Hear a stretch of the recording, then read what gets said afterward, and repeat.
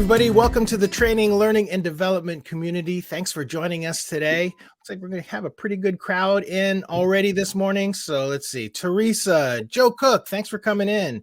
Tracy, Carlita, Dominica, Lisa's back in. Darcy, thank you so much for joining us this morning.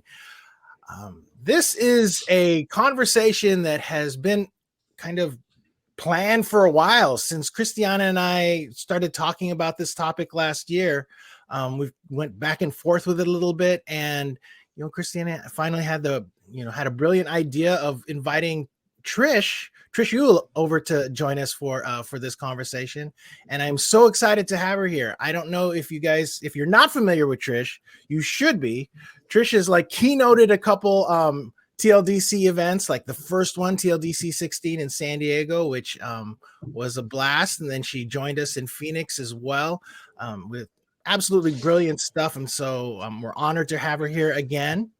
And I'm really glad that Christiana is going to be moderating this one. They're going to be discussing this topic. And it is super important that you guys, are tuned in to what they're going to be talking about, because over the last few months, I've been kind of keeping an eye on things, and it does seem like this SEC mandate is going to be quite impactful. So you guys enjoy today. I'm going to go ahead and just minimize my stuff, and I'll let you take it away. Good morning, everyone. I hope I'm coming through clear. I had a bit of a lag at first, so hopefully I hang in there. But Trish will tell me. So Trish, thank you so much for doing this. You are incredibly passionate about the SEC mandates and data in general and all sorts of L&D things. Because if you don't follow Trish on Twitter and you're a Twitter person, you really should follow her, because you'll just see and learn. You'll see her passion, and you'll learn so much about different topics, and be inspired to go read more too. Yes, Trish. So Trish, thank you so much. So could you give a little bit of your bio while for those who don't already know you? Well, thanks, Christiana. Thank you so much for inviting me along. Thank you for hosting and for moderating today. And before we really get started, so I have to wave my flag because I was doing it all the time in the green room. So happy St. Patty's Day, everybody. Happy St. Patrick's Day. We do have green. We have our green, so we made sure that we did that. So I am super passionate about learning as a capability, both for people as individuals and organizations. And then I should say that third, for teams, right? So, and then data and the SEC mandate and those types of things then become just part of the toolkit in order to facilitate making that happen. So I get really super excited about, how do we navigate all of this, craziness? So, one of the things that we were saying in the pandemic when we were going through getting the technical setup today, Christiana, where are you right now accessing Wi-Fi? I drove in the van to a Starbucks and got on their Wi-Fi, which was not good. So I went back to my hotspot, but I'm in Stockton, California, in a van in a parking lot. Excellent. And I'm at home in the western suburbs of Chicago, and I'm trying to fight for, bandwidth, internet bandwidth in my neighborhood as all the kids log in for school this morning, right? So, this is the sign of the times: agility, adaptability, right? Being able to have, portability, right? These are, Joe, exactly. These are 2021, problems for sure. And so, we need to be able to develop this kind of agility as a superpower. And of course, learning is a key part of that. So much of my work at Owl's Ledge, and you can see my little logo, is about building out that kind of capability. And I'm known for using exponential technology and data to do that. And a last quick thing, just a lot of people know, but of course, a lot of people don't. And that is Owl's Ledge is actually a play on my surname. So Uhl in old German means wise old owl. And this little logo was actually drawn by my father for my mother when she had an entirely different business in the 1970s. So that's where the name comes from. And be wise, as the little tagline, has actually served well over these many years that we've been in business. So that's the quick bio about me. I think I took my first class with you like a decade ago, Trish, and I did not know the owl story. Mm-hmm. How did I miss that all these years? And a quick thing, and again, thinking of pandemic and thinking of families and friends and human connection. So again, my father drew this owl for my mother back in the 1970s. And so it's been exciting, and a topic for another day is now they have become NFT, available as crypto art, wearing eye patches and designed after the CryptoPunks phenomenon, but they're part of the whole NFT craze. And that's been really kind of fun, is that I was able to give my father and my brother 2 of the first crypto owls as a gift. So it comes full circle in the family. So that's the little background there. And that's for another show. Wow. But fun stuff. Yes. Okay. Thank you, Trish. Yeah. So let's start at like the 30,000 foot view of this SEC mandate. So what is it? Yeah, it's a really good question. So the SEC, so the Securities Exchange Commission here in the United States, right? So companies that are publicly listed on a U.S. stock exchange. Now that could mean companies that are based here in the United States. It could mean companies that are foreign companies that are based outside of the United States but are publicly traded here. Those are directly impacted by the SEC mandate, which went into effect in early November of 2020. And I'll tell you about what the mandate is in just a moment here. But I don't want to lose the people that are working in organizations that are in other sectors, like for private companies that are not publicly listed, like how this has impact on you too. And the reason being is because a lot of the private companies, and especially the way that private companies also get funded, so private investors, private equity, bank financing, a lot of the private companies are actually modeling after, as they usually do, what's happening with the regulatory landscape from the SEC here in the United States, driving the changes, the regulatory changes for publicly traded companies. Also want to level set that this is also about organizations around the world, because the SEC may be our regulatory body here in the United States, but there are similar types of regulatory changes that are happening in other parts of the world with other publicly traded companies and private companies, like with the, so in the UK, as an example, the FRC would be the SEC equivalent. We have the S&P 500 and the NASDAQ. In the UK, they have the FTSE, the FTSE, as the London Stock Exchange, just as an example. So you may not be directly impacted or subject to the SEC mandate, but the principles that are behind it are definitely going to have an impact on your business, regardless of where you are in the world and regardless if you're public or private. Right. And we were talking about that before this, because for those of you who might not realize, the company I work for, even though I'm in the United States, and we have a headquarters in the United States, is actually an Australian company, and we are publicly traded on the Australian Stock Exchange. And then, because Trish was asking me where, when we were prepping, where I am in this journey. And I was like, well, I'm in this really gray space because we're technically traded on the Australian Stock Exchange. So we have different expectations from shareholders and the market. And then at the same time, we are going for ISO 9001 certification for our manufacturing plants in the United States, which, Trish, you were telling me that is a giant intersection where ISO also requires similar data reporting on your human capital, right? I think that is the technical word that SEC uses is human capital. Yeah. So perhaps start, yeah. So this is, as she said to me, this is coming for you. That's right. That's exactly right.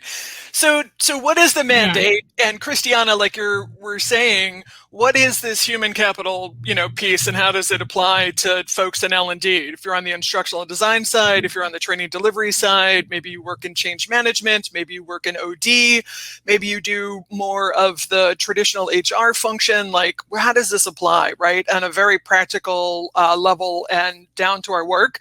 And I see, of course, that the number one question that we've got right now is, you promised us 7 ways, Trish. Give us 7 ways. So we'll make sure that that happens.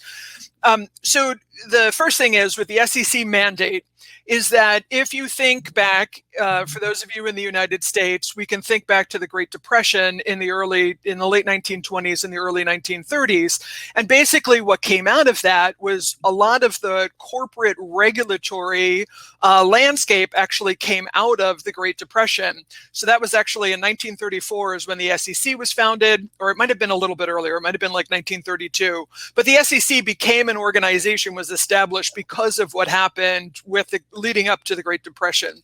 And part of what happened with the Great Depression was there were a lot of people that were selling shares to organizations that had no substance behind them at all. So people were getting hoodwinked, right? People were getting kind of suckered into making these investments into these organizations, these publicly traded organizations. And so the SEC was created as a regulatory body in order to work on behalf of the shareholders and protect the shareholders. And make sure then that publicly traded companies are subject to, quality standards so that something like the Great Depression doesn't happen again for those types of reasons.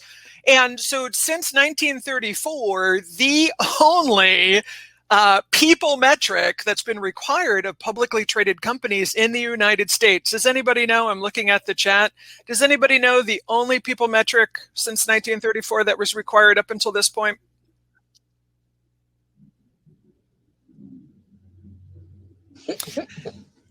Number of employees, that was it. So on all of the corporate reporting, so quarterly reports and annual reports, the only number that was required is number of employees. Now, let me ask you a question now, and Christiana, for you and for those in the chat, define employee for me in 2021. Who's an employee?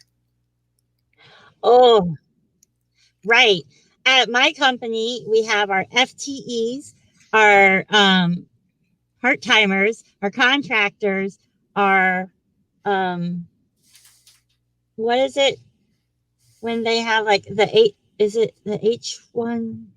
I feel like I'm getting ready to name a flu. The visa? H1N1? Right? That's not. No, that's not a visa the or other a flu. virus. I'm not sure.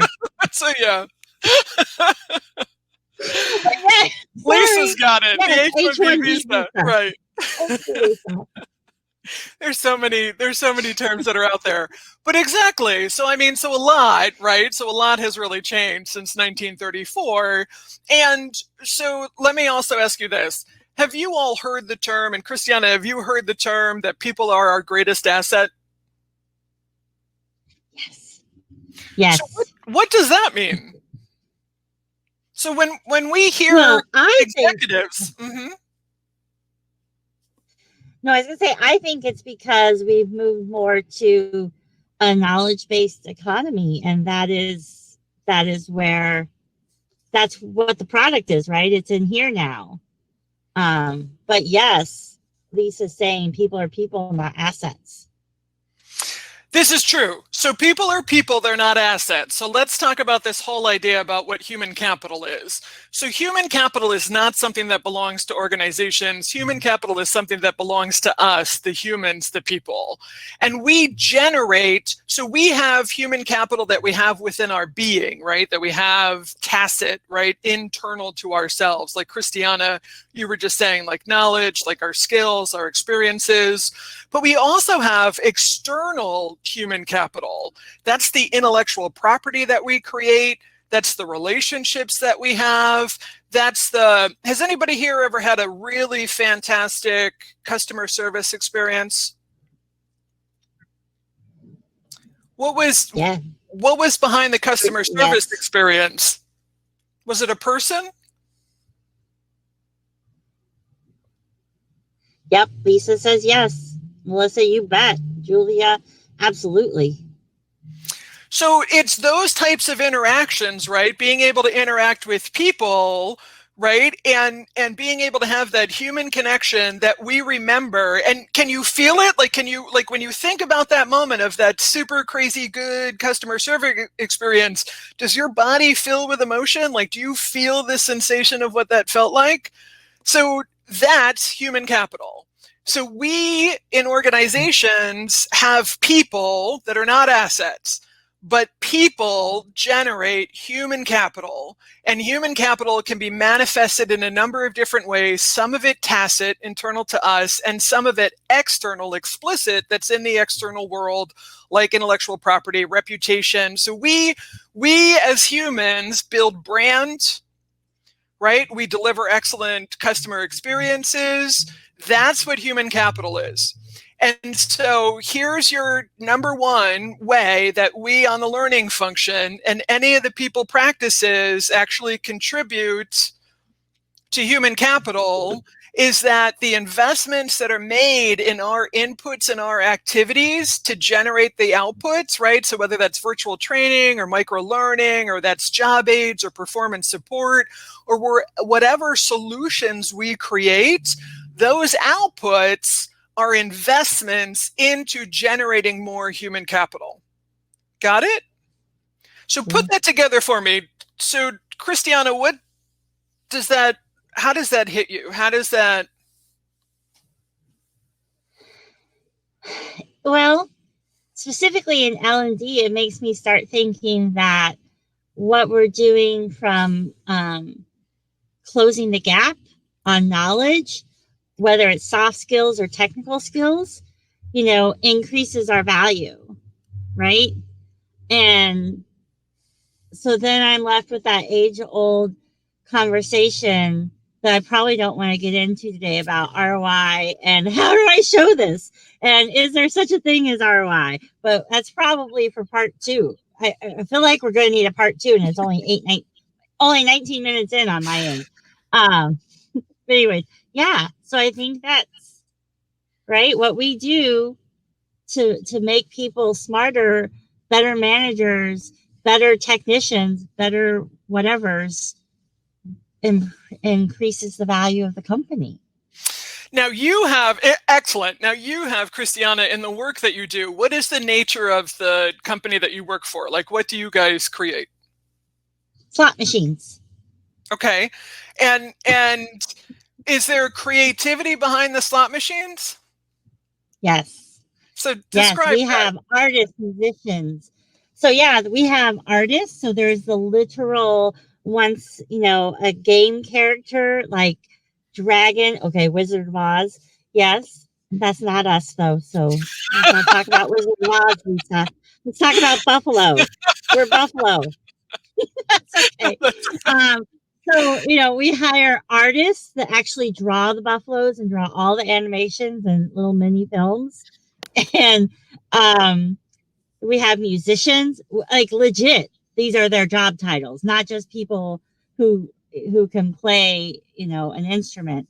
And there's even a bit of an art to the math of a game, as we call it, which is all the smarts behind it about how the random number, like I could spend the whole day talking about that, or at least if Mike Peacock came on, we could spend the whole day because he knows it better than I do.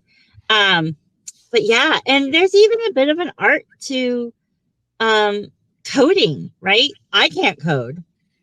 I got left behind when we went to, I could do HTML5 and JavaScript, and after that, a little CSS, and after that, I'm back in the 90s. So I've lost that art. Yeah. So awesome. So, but they're just machines, right? I mean, they're just machines. Why does there have to be this human innovation and creativity behind the creation of those machines? How does that map out as the example that we can use today? Why musicians and artists? Because it's a full entertainment experience sitting in front of that slot machine. Whereas before, in the 50s, when they were still mechanical reels, and it was literally, when you push the button, you literally triggered this whole thing, almost like what are those things? I don't know. A cog in a wheel. Sorry. But now it's an entertainment experience. Some of them have surround sound. So when you're sitting in those big chairs and there's speakers right here and you're just enveloped in it, they curve up and over you now. It's, it's amazing. Or it can be amazing. It can be amazing. So then your talent, right? The people that come together as teams in order to be able to create these experiences by coming together and developing different aspects and then synergistically pulling these aspects together to create those experiences in one machine, right? So the chair, the speakers, what's happening visually, the whole way that the game is played. What is important about your people? Like, do they have to be well trained? Do they have to be healthy? Do they have to be engaged? Like how does that fit into what ultimately winds up with this, kind of crazy cool machine that delivers on this experience? Like what happens with the people? Right. So the people have to be, like you said, engaged. So do you want me to start talking about how we measure that? Are you ready? Yeah. All right. So we use a company called Peakon, like peak, like a mountain peak, and on. And we do basically about quarterly employee engagement surveys. We're also, in the pandemic, we've been very quick everybody was very quick to go home, but we've been very quick to really ramp up the flexible working because, from my experience working at this company through a pandemic now, through the Great Recession back 8, 9, 10 years ago, when everything dropped. So I've been in the gaming industry through 2 massive world crisis or country crises that really impacted the economy of the gaming industry, among other industries. And so, that Maslow's hierarchy of needs, I think, really plays in. And you see people who can't perform well, that if they're worried about where their rent money's coming from, if they're worried about, how they're going to get their kids doctor's appointments or whatever.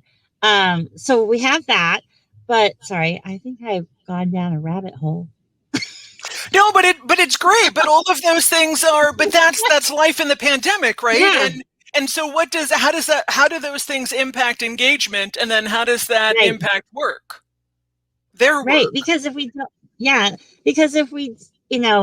we're not engaged as an employee and we don't feel we have flex in our job to leave early to go in happier times, watch my kid play basketball or go do a volunteer event, or right now to flex and take care of a neighbor who is sick, or who is too high risk to go out, so you go do their shopping for them, something to that effect. If we don't provide space for this to our employees, then they're not going to perform as well, and then that rolls into less creative products, less performance in our products, and the value of the company goes down if that lasts too long. Absolutely. Right? So you've just made the linkages. So how do we get from what it is, woohoo? How do we get from what it is that we do on the L&D side, right, all the way to the business outcomes? That's exactly how we do it. So the first thing so here's the second hint to all of this with the SEC mandate, and we'll circle back to that in a moment because employee engagement is very important. It's one of the metrics. So if you think about it, right, so I would suggest that everybody on today's session think about in your own world. What is concrete in your world, right? So part of being challenged as a knowledge worker is that we work so much in the abstract, right? The things that we're doing, trying to promote behavior change or cultural change or transfer of learning, like these things are very abstract. They're not really things that we can touch and feel. But if you take something like the end game, pun intended, like Christiana's example here, we can visualize what those slot machines look like, right? Like we can take these abstract ideas and bring them into a concrete physical world and then start to begin to understand how does talent, people, contribute to what's happening with the outcome, the games that then support the business. Because if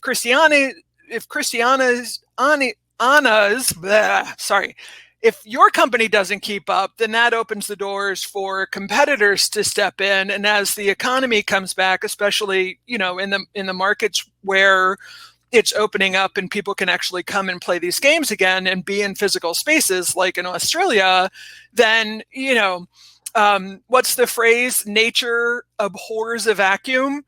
Right. So, yes. I mean, if you disappear from the scene, if you're not creating these experiences and continuing to innovate and giving people new games to come and play, especially as, again, markets open up and people can go to venues and play the games, especially after all of this, right? Like people that are into that are going to be looking for more, experiences.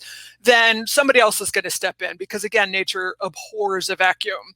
So think about everybody on this session, just think about where does what you're contributing to the people whom you serve within the organization or organizations that you serve, how does that translate into the work that they produce?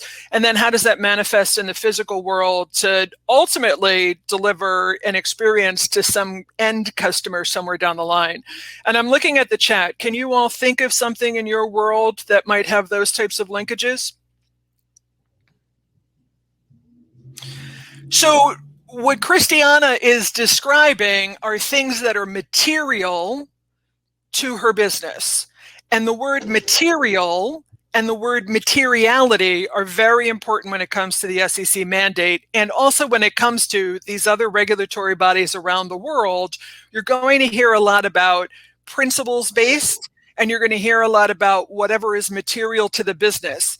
And what that means is that the SEC mandate is not prescriptive. They didn't give publicly traded companies like a checklist and say, here are the specific metrics that you have to report against. They went with a principles-based approach and they said, you know what? You're an organization, your workforce your people are your greatest asset. There is a linkage between what your people do and how they perform and what they produce that drives organizational performance and organizational success. Those linkages are what's material to your business. And so you are required, according to the regulatory mandate, to report on what you know to be material to your business that would be of value for shareholders and other stakeholders to be able to make educated investments, right? So again, going back to 1934 and thinking about the organizations that hoodwinked people, right, that tricked them into thinking that there was something of substance there, our shareholders and other stakeholders, our partners, our suppliers, the top talent that we're trying to attract, they all know that value creation comes from the workforce, that comes from people in the workforce being able to come together in this synergistic kind of way as humans do to produce these things, right? Produce these types of experiences that then drives the organization and drives business. So what they want to be able to see, what shareholders and other stakeholders want to know on quarterly reports and annual reports with these SEC mandated metrics is, what do we need to know about how it is that you manage and develop your workforce that helps them generate this human capital that then helps the business perform so that we can compare, one organization against another in order for us to be able to make wise investments. Does that make sense? I think so. We do have a comment from Julia that I thought was really, it's so true. she's mentioning how difficult it is to quantify the impact, and in part, at least, because post-event surveys are poor tools for collecting evidence of successful learning. And I am with you 100%, Julia. When I started at my company and we had an end of class survey, because when I started 13 years ago, we only did ILT. And the main thing we would learn on our surveys is that the air conditioner works too well and it's too cold in our training rooms, and that we usually didn't have enough chocolate donuts. So you can see how, room temp and a lack of chocolate donuts would really help, prepare the workforce for anything. And she's also mentioning that she's in a nonprofit. So all of her, I'm guessing her tools, because she's saying metrics and analytics are well behind the rest of the world. So let's see. Darcy says, retention measure, right? So Darcy's talking about retaining employees, and that's a measure. So Trish, that would indicate that your employees are happy, engaged, and hopefully producing a good product, whatever your product is, if they're staying with you, retaining. It's a great question. So let's talk about, so if the SEC and other regulatory bodies are taking this principle-based approach and they're saying it has to be like an organization has to take responsibility for reporting on what is material, right? The organization should understand what are the material linkages between people and the human capital that they generate, like, again, intellectual property, reputation, brand value, connections, relationships, customer experience, all of those types of things are human capital that we as people generate. How do those things link to business performance so that people can make good investment choices? And so then, Christiana, let me take a step back for a second. Why do you measure employee engagement? Like, did you wake up one day and you were like, oh, we should measure employee engagement? Oh, no. Maybe Trevor did, our CEO. No, we measure it so that we know that more the flexibility, the more intangible soft things, I guess you could do as a company around, buying discounted stock shares, why we're talking about stock, but having flexible work arrangements, all of that stuff, that it's hitting the mark, that people are satisfied with all those sort of soft things that you do as a company to make your employees happier. Yeah. And the good old making sure you don't have a bad manager in place. Absolutely. So we understand employee engagement from a very practical standpoint because we're down in the weeds actually working with the employees and working with the frontline managers. I mean, such is the nature of our work. But the mandate for you internally to measure for the organization employee engagement comes from the CEO. So this is how we should understand what matters in our organizations, right? So the CEO is sending a signal saying, in Christiana's case, hey, employee engagement is very important to the operation of our business. We need to be able to measure it. So in the chat room a moment ago, somebody had mentioned about retention. If that's coming from your board or your executive team, then you know that retention is a very important metric that they are aware of and that they see it as being material to the operation and the success of that business. Is anybody measuring like diversity and inclusion, right? Anybody suddenly have to have an understanding of like anybody being asked like high potentials, leadership development, that type of training and wanting to have a better understanding of the demographics behind some of those people? Am I ringing bells? Yes. Lisa mentioned that was her past world for sure. And to your point of We call them hypos and top Yep. talent. Um, I am working on a project right now that we codenamed Project Grow, because we are working on developing a a, a portal, basically, of ways that our top talent can go and get training or experiences on the company, and been asking them what they want to see to grow. Is it that they want to go to some Cisco class or get their CCNA, or do they want mentoring and coaching? This is all my world right now.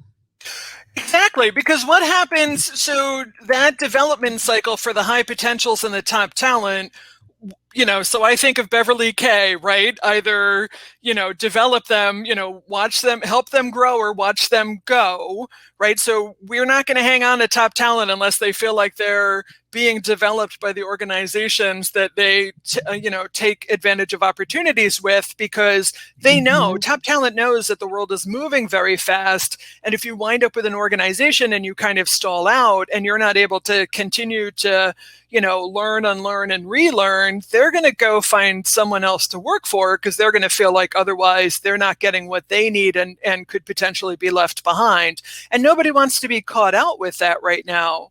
So shareholders and other stakeholders external to the organization want to know about these highly visible training programs and development programs, how they're designed, how they're supported, what progress is being made. Because like in the case of what you were just describing, Christiana, those top talent today, the hypos today, are your leadership and your succession plan of tomorrow.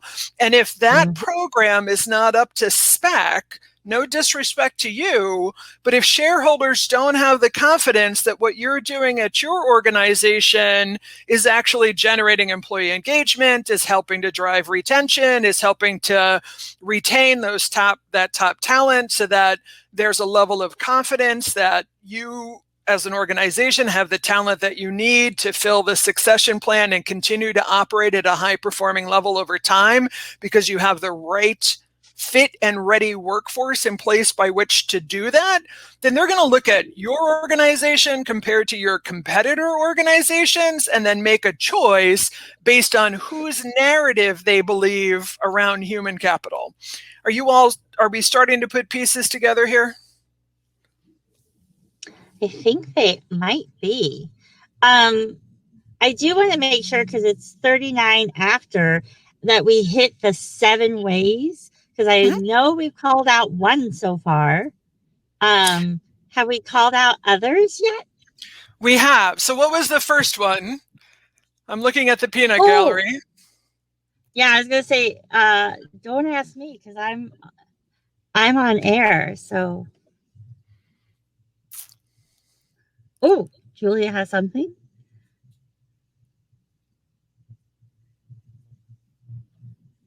Okay, so, sorry. For those listening as a podcast, I forgot I'm supposed to say this. Julia just said some of the on-site leadership being resistant to training was a visible factor in the problematic staffing levels and retention. Leadership was resentful of the changes they must make, adapt, or fail, and they are forced to learn. Oh, excellent. Let me. Stressful. Yeah, that's very stressful. Let me get to that in just a second. There's all kinds of really awesome chat that's going on here, and we can jump into those. But to your point, let's make sure that we're staying honest to the 7 ways. All right, Peanut Gallery, in the chat room, I'm watching. What was number 1? Nobody. Come on. The number 1 way to bring this. I know somebody's out there taking notes and has this written down. I know, Craig. I'm going to call Craig out on this one. If he's by his keyboard. Darcy's coming in. Our company needs to come up with our own definition of human capital, so that's worth a discussion amongst our team. Absolutely, Darcy. That's a great observation.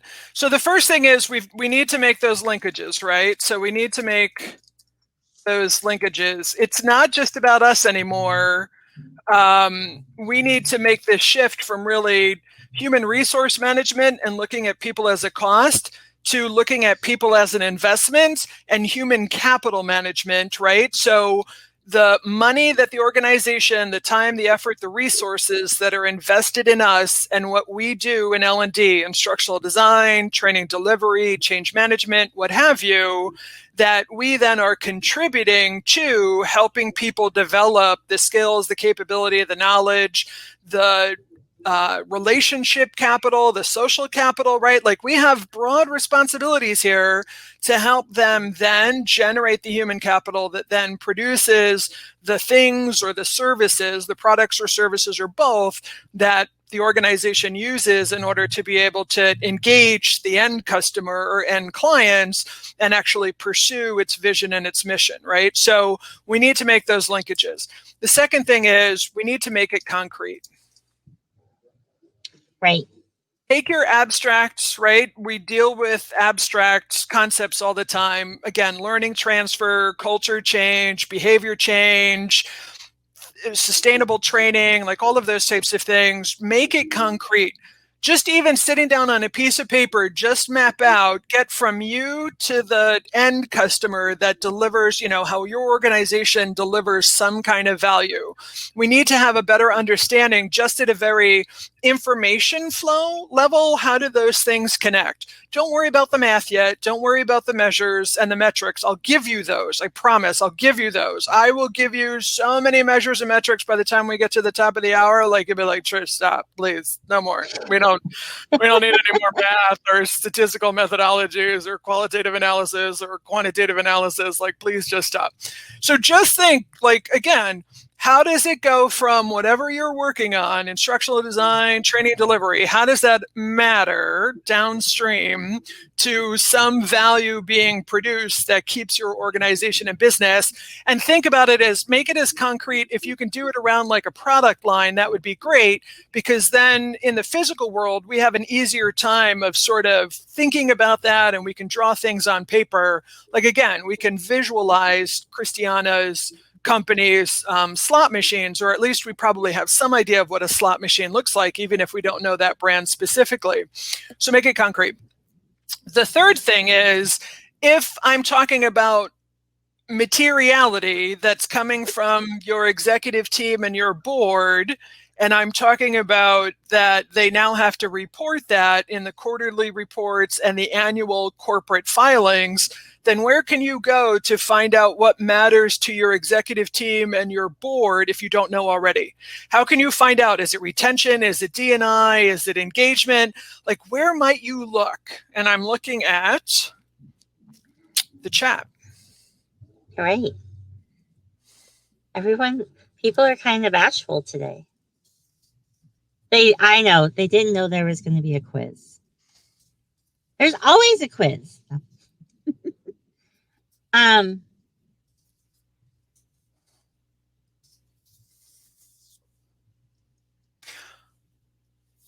Is it the mission? Yeah, Carlita, it could be in the mission, absolutely.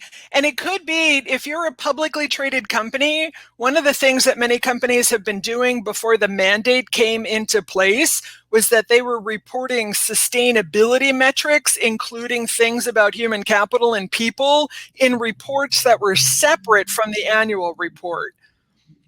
So you can go back and look at, again, you might have in your, even if it's a private organization, if your organization publishes a report around ESG, environmental, social, and governance metrics that have to do with sustainability, you're going to find out in there the metrics that they're talking about. Look, if your organization is posting that on the website and communicating that to the outside world, you can bet that that's what your leadership team cares about.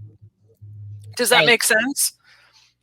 So yeah, I would say go to your company's website, and sometimes it's not, like for us, if you go to Aristocrat Gaming or aristocrat.com, the first bits are all about the products and everything, but usually if you scroll down to the bottom, there's that footer menu where it will have like about us or something, and you'll probably see past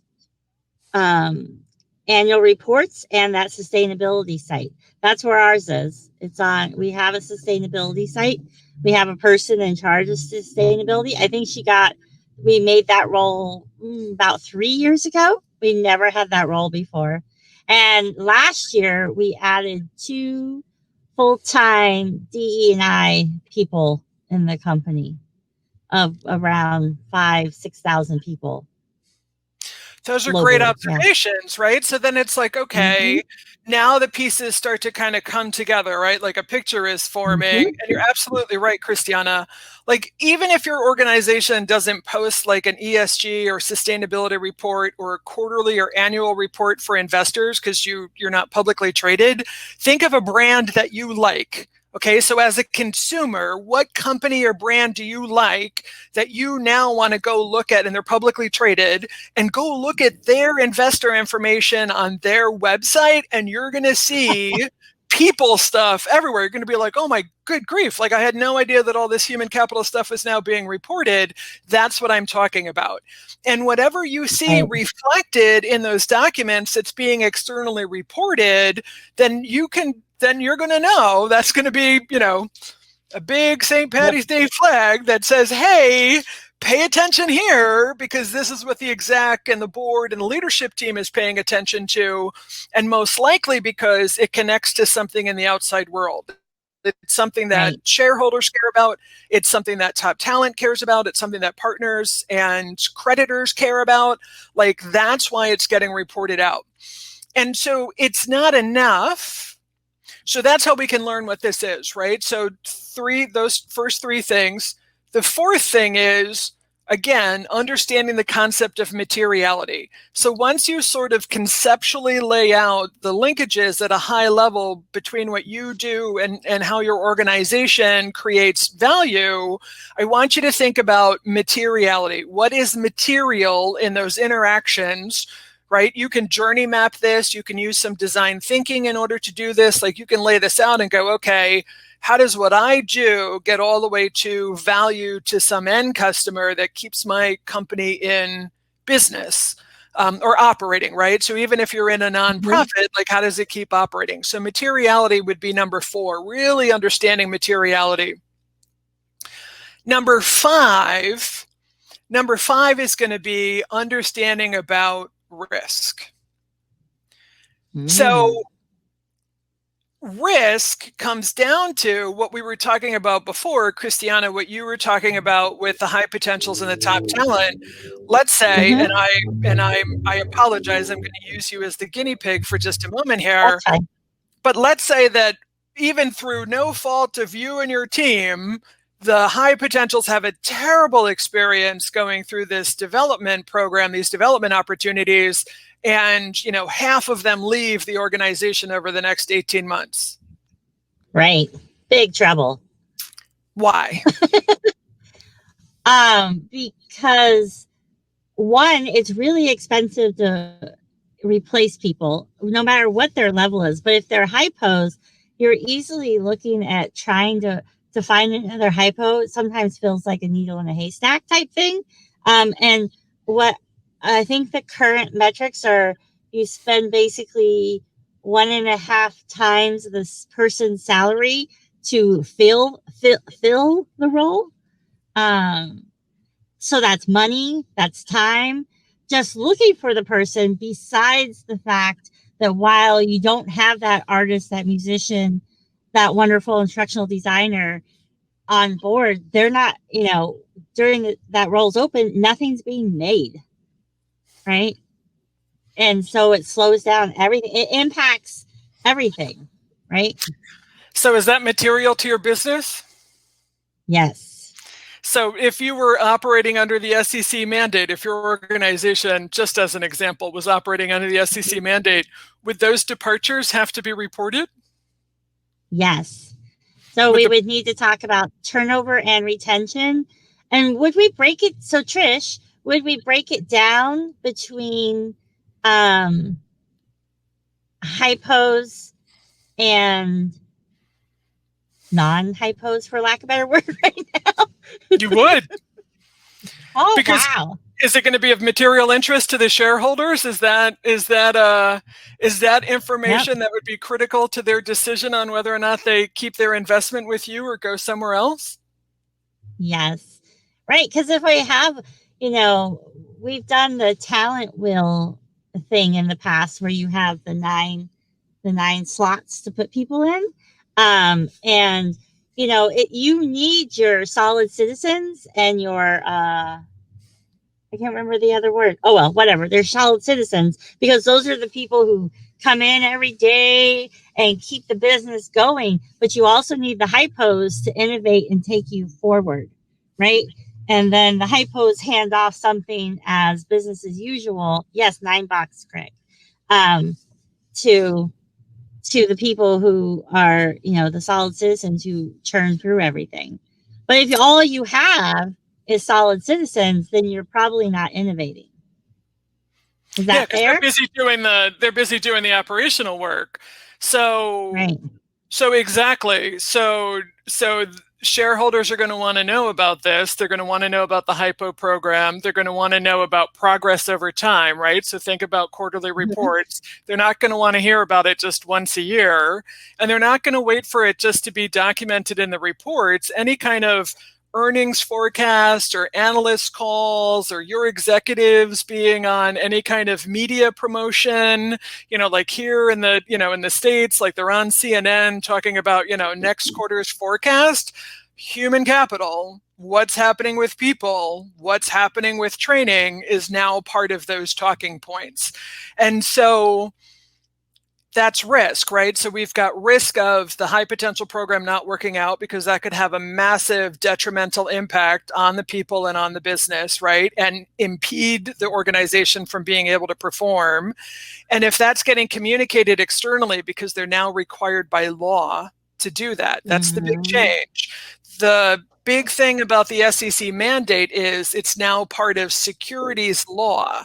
So if an organization were to not divulge something that was of material interest about its workforce to its shareholders and other external stakeholders, they can get sued, not by the SEC or by the regulatory body, but by the shareholders. You lied to us. You destroyed value to us because you either omitted or misrepresented what was happening with your people internal to the organization around these types of training programs that matter and make a material difference to the business in the short and the long term. And Julia just had a light bulb moment. Wow, this is bigger than I had appreciated. Yep. And, before we leave the topic of risk, I wanted to point out that Craig asked the question of could risk and that mitigation fit into contingency planning? Absolutely. And so one of the things that we can do on the analytics side, right, is take a look at what if scenarios, right, and doing scenario analyses, because we need to be able to play the game of imagination. Things are, of course, moving so fast, right, here in pandemic life, that conditions change all the time. And so we may only be able to see, 90 days down the road and have some confidence that those are the conditions, environmental conditions that will be present. But, there may be some other things that get introduced, right? Like a disruptor comes into our industry or, universe forbid, but that there's another, weird variant in, what's happening in public health. Like, there's all kinds of things where conditions could suddenly change. So we need to have what if scenarios, contingency planning to say, okay, we don't know everything and we can only maybe see, like we only have like this visibility for this short amount of time, but we need to have an understanding of maybe 3 or 4 different scenarios that if we see the signals coming to pass, like early warning signs or indicators that it's going in one of those 4 than another, we've already thought through from our contingency planning what it is that we're going to do about it. And that's exactly it, is that this isn't just about being able to have the measurement maturity to come up with the metrics that get reported out. This is all about having the discipline and the internal control to be able to measure and monitor and manage so that what gets reported out of the organization are the targets that our organization wants people external to our organization to see. And so if they're on the hook, and we are on the hook, that we are legally liable now for anybody who's under the SEC mandate, that the information that our executives use in order to report these things to the external world, that if there's misrepresentation around the human capital metrics, it's the same legal and regulatory consequences of misstatements about finances. So if they misreported or omitted or, lied about what was happening on their books, right? What was happening with financial capital, then we all know the consequences of that. That is now the same level of risk with the human capital and the human capital systems as well. And so our part of that whole ecosystem is not only to make sure that we understand those linkages, but to make sure that we're also providing good data for good insights along the way, so that at any point in time, if your CFO were to call you and say, hey, Trish, where is XYZ at with this, insert this high-level training program, highly visible training program here, you would be able to, in 5 minutes or less, be able to provide some kind of status on what is the efficacy, not just the efficiency, but what is the progress of that particular program and its potential impact on the people in the business. That's a lot of maturity that we've got to get going on really, really fast. Right, because we're not just doing butts and seats anymore. No, and so I promised. So now here's the good news. I'm typing. I promised you more metrics and measures than you can shake a stick at. So first of all, go look at public reporting, right? Look at internal stuff that you've got access to, of course, if you have access to stuff. But what is your organization signaling into the outside world? And you're going to find out what matters, right? Based on if they're talking about it with shareholders, you can bet that matters to your executive team and your board. And so then your job is to figure out how what you do aligns to that, right? That's how you get started. And then Craig was talking about contingency planning. We could do something that's called a pestle analysis, which is basically what it is it's an environmental landscape where we get external to our function and external to our organization, and we say, okay, given what's happening in literally the world around us, what are things from a political, environmental, social, technological, legal, and ethical standpoint, pestle, like what are those things that look like they're on the horizon that are things that might have an impact on the organization? That means that we're going to have to, maybe move quickly with our workforce agility and our organizational agility. So pestle analysis, take a look at how it is that you map to the business model. And then everything that you want to measure, employee engagement, the efficacy of your training program, retention, attrition, your ability to be able to attract and acquire, top talent, D&I initiatives and the efficacy of those initiatives, being able to measure on an ongoing basis what's happening with your high potentials or your leadership development programs. All of that is known. Those metrics exist, how to measure them, the definitions. All of that can be found. One source I already put in the chat room, which is the Center for Talent Reporting. So that's been facilitated by David Vance and Peggy Parsky for, almost the past 10 years. And then the other one that you can take a look at, and Christiana, going back to your ISO 9001, there's another ISO standard, international standard, which is ISO 30414, which is all about human capital management. And it's all about these types of metrics around these types of activities and outcomes that we're trying to drive. And ISO 30414, just like other ISO standards, has been created by different working groups with representation from different countries and regions from around the world. And again, it lays it all out for you for like $140. Here are the metrics, here are the definitions, and here's how you measure them. And then it's a matter of us getting on board with being able to put the discipline and the structures in place to get going on being able to do just that. Helpful? And thank you. Yes. And thank you, Darcy, for putting in the actual URLs of everything that Trish is talking about. That's so helpful. It's hard to do that while you're on screen. So it is actually 1 minute after the top of the hour on my computer. So I want to thank you, Trish, so much. And I really would like to put like a challenge, call to action, whatever you want to call it, a nerd moment out to the whole group, that I would love it if we could all come back together and touch base in like a quarter, 3 months, and say, all right, maybe it's not just Trish and myself up here, but it's Craig, it's Darcy, it's whomever, Julia, whomever in the chat, who's saying, okay, here's something yes, Darcy, where are you now? Yes. So I would love that if we could all come together, because, the end of your fiscal year will be here before you know it, especially the way time flies during pandemics. And we're going to be sitting here. I personally don't want to have to look for 12 months worth of data in the last month of the year. I would rather start now.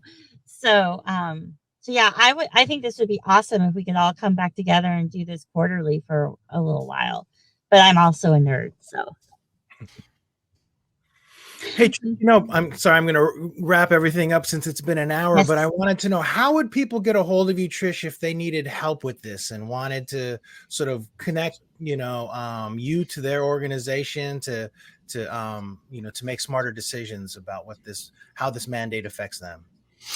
Thanks for that. So a quick disclaimer and caveat, and I just want to say this because I know we have some consultants in the room, and I want to, because in our eagerness to be of service to clients, you want to be careful, just in the way that you wouldn't offer financial advice to an organization. You want to be careful now about offering human capital advice to an organization, meaning with specificity. I would never call up Christiana or another company and say, here are the human capital metrics that you need to report according to the SEC mandate. That's a risk for you on the consulting side. So do be careful with that. You can have awareness. You can talk about these things at a high level. You can help educate, but the onus of responsibility belongs on the organization. Thanks so much for the time today. You can find me on LinkedIn. I am Trish Uhl. You'll see the little owl. And then also, as Craig put in the chat earlier today, and thank you, Craig, I am also at Trish Uhl, TRISHUHL on Twitter. Those are the two best places to find me. Fabulous. And thanks, everybody. Can we capture the chat for today? And absolutely. I'll go ahead and I'll share the chat with, I can export it and make sure that it gets shared. And this will be shared on YouTube and also a podcast. So there are lots of ways for people to be able to tune into the recording. Thanks, you guys. I really appreciate your time today. Trish, brilliant as always. Just always love hearing from you. And you guys, happy St. Patrick's Day. Happy St. Patrick's Day. Thank you, guys. Christiana, thank you so much. Thanks, everybody. Thank you. Take care. Bye, everyone.